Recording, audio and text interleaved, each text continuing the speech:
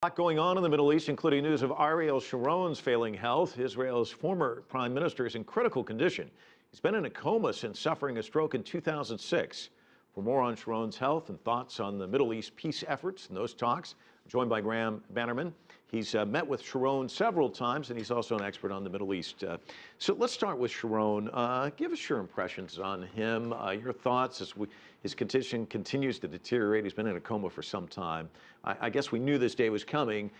Your thoughts on him as a man and his legacy? It's a tragedy what's happened to Sharon. 8 years in a coma, no one deserves that sort of life. But Sharon is one of the more interesting people one has ever talked to. He is complex, he's intelligent, he's devoted to Israel, and he comes from a generation of Israelis who grew up before the state of Israel came into existence. So therefore he lived with Arabs, he understood Arabs, and he could talk to Arabs. But he also had the ability to change his personality depending on whom he was talking.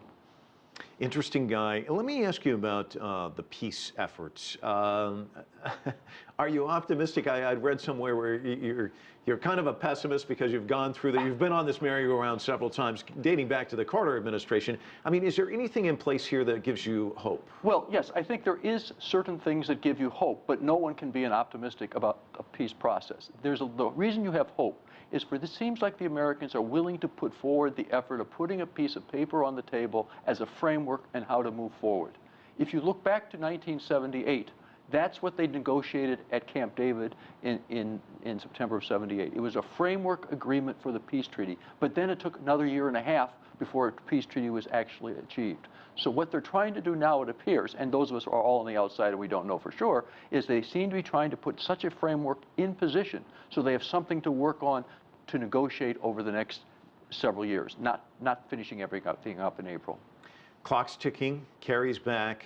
Is there anything he can do to gin the process along, do you think? Oh, it will take Kerry, and it may even take some intervention by President Obama at some certain steps, because the framework itself will be very difficult to get to. I mean, look how hard it was at Camp David with Carter and Sadat and Begin. Even though they were committed to it, they almost closed it down and walked away from it.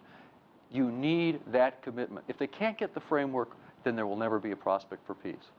You had written somewhere about the decline of influence for the United States. You mentioned Great Britain, that the folks in the Middle East now call it Britain, not Great Britain. Yeah. And the United States has also seen a decline in its influence. How much is at stake for this administration when it comes to this issue?